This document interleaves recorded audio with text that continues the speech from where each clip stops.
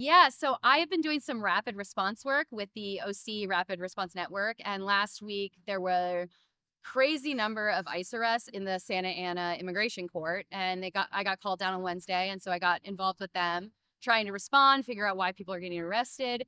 And on that Thursday, the next day, someone in the group called me and said, "Hey, can you look where this person is?" So we looked on the ICE locator, which is like a website, and I looked and I was sitting at my house in Glendale and it said he was at the Glendale Police Department.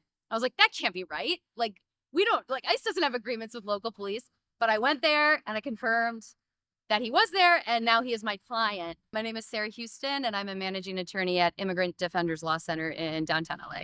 Today, we are at Glendale City Hall because we are about to attend a city council meeting. I'm going to speak on my own behalf as an individual attorney to talk about since 2007, Glendale Police Department has had an agreement with ICE where they will help ICE by holding detainees that ICE has arrested. And I think a lot of people don't know about this.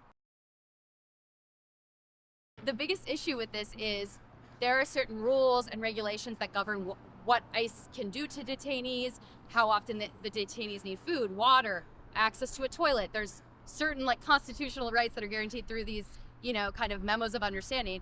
But the Glendale PD is not a member of that. So we have no way to regulate how the detainees are being treated. Yeah. SB 54, some people refer to this as the California Values Act. Part of that agreement said that ICE, state and local law enforcement should not work with ICE, whether it is to detain them, to move detainees, any kind of thing like that. And it was passed, I think it was passed in 2019, or it went into force in 2019. Okay. And the one caveat is it didn't apply retroactively. So the 2007 agreement that Glendale City has with with ICE technically wasn't struck down because of it. But because it's one of the only ones left, and what is that, like 7 years ago, our argument, like today, what I'm going to argue is that the whole letter of the law and how we put ourselves out to be a sanctuary city where we protect each other, if Glendale continues to allow ICE to drop detainees off, they're not following that, and it needs to be exposed. It needs to be, the community needs to know that's happening.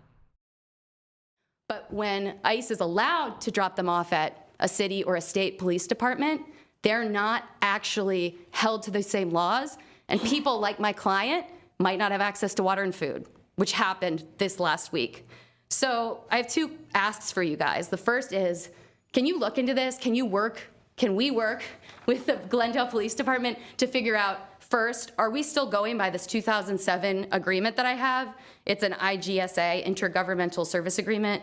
And second, why are we one of the only cities that has about a decade-old agreement that's in violation of state law, that is clearly SB 54 become like a tenet of California law?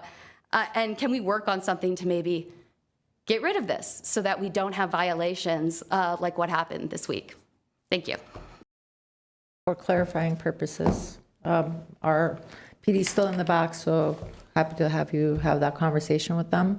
But because you did make some comments around eating and so forth, I had received several phone calls Saturday morning from a council member in Los Angeles and then in Burbank and so forth. I connected with our chief, who specifically noted that when the client was in our holding, they were provided food and water. That might have not been the case wherever they were coming from. This is an issue that I had brought forth before the change in the administration. This was a discussion on this dais in providing clear information from RPD that we do not get involved. We are not even booking them, that they are using the cell as a holding place in the city of Glendale.